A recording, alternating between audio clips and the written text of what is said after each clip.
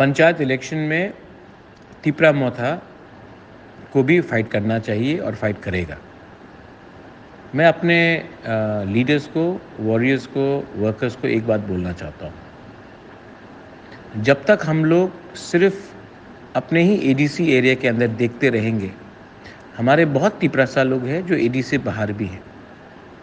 आज उनको अगर लाना है, ग्रेटर तिपरा लैंड के अंदर हमको लेकर आना है, तो उनका आवाज़ के लिए भी हमको फाइट करना पड़ेगा। आज सब लोग वीसी इलेक्शन में हम लोग के साथ अलायंस करना चाहते हैं या बात करना चाहते हैं या फाइट करना चाहते हैं, लेकिन पंचायत इलेक्शन में, ग्राम पंचायत इलेक्शन में बोला जाता है कि आप तो रीजनल पार्टी है, आपका कोई काम नहीं है एडीसी से बाहर।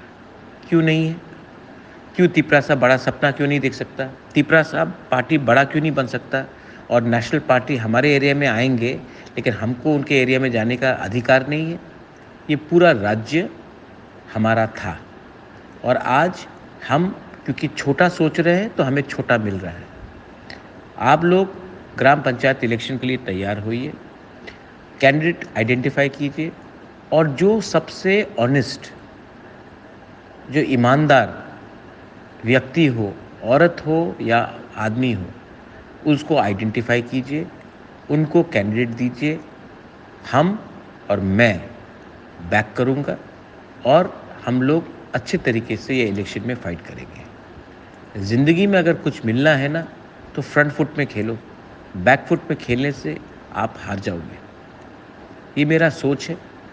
और ईमानदार लोगों को चाहिए, जो सबसे ईमानदार हो अपने गांव में, जो गांव में अपने लोगों को हेल्प करे, जिसका छवि अच्छा हो।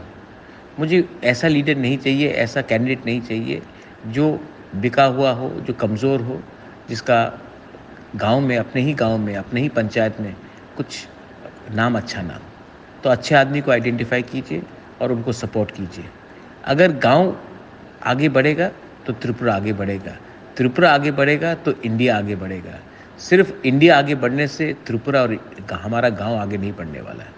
ये मेरा मैसेज है। This is my message to everyone.